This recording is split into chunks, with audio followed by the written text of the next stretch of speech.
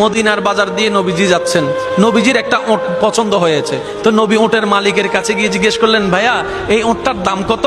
ওই দামাদামি হলো, নবী সে দামে কিনতে রাজি হলেন, কিন্তু নবীর কাছে তখন অর্থ ছিল না। তখন নবীজি ওনাকে বললেন, আপনি আমাকে ওটটা দেন, আমি এখনই গিয়ে আপনার সেই প্রাপ্যটা পাঠিয়ে দিচ্ছি। ওটের মালিক ওনাকে ওটটা দিয়ে দিলেন। আশেপাশে যারা ওটের মালিক ছিল সবাই জিজ্ঞেস করতেছে, এই পাগলা, তুমি কি যাকে ওট দিয়েছো তাকে চিনো? বলে যে না। নাম জানো? বলে যে না। পরিচয় জানো? বলে যে না। ঠিকানা জানো? না।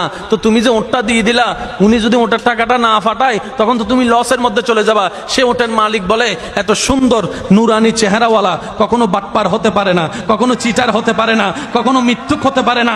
ওনার চেহারা দেখেই তো আমি ওট বিক্রি করার আগে মনটাই বিক্রি করে দিয়েছি, মনটাই বিক্রি করে দিয়েছি, মনটাই বিক্রি করে দিয়েছি। তোমরা যাই বলো, আমার মন বলে উনি আসবেই আসবে, টাকাটা পাঠাবে পাঠাবে।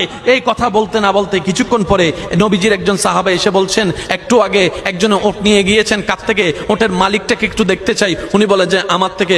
তো উনি বললেন, আমাদের নবী আপনার থেকে ওটটা নিয়ে গিয়েছেন, ধরেন ওটের টাকাটাও দিয়েছেন, আপনাদের খাবার জন্য কিছু খেজুরও হাদিয়া পাঠিয়েছেন, খেজুরও হাদিয়া পাঠিয়েছেন। ওই ওটের মালিক বলে, ভাইয়া টাকাটাও রাখেন, খেজুরটাও রাখেন, আগে আমাকে ওনার কাছে নিয়ে যান। আমি ওট বিক্রি করি নাই, আমার দিলটাই বিক্রি করে দিয়েছি। ওনার চেহারা মোবারক দেখে আমার মনটাই পাল্টাই গিয়েছে, আমি কালিমা পড়ে মুসলমান হয়ে যেতে রাজি আছি। সুবহানাল্লাহ।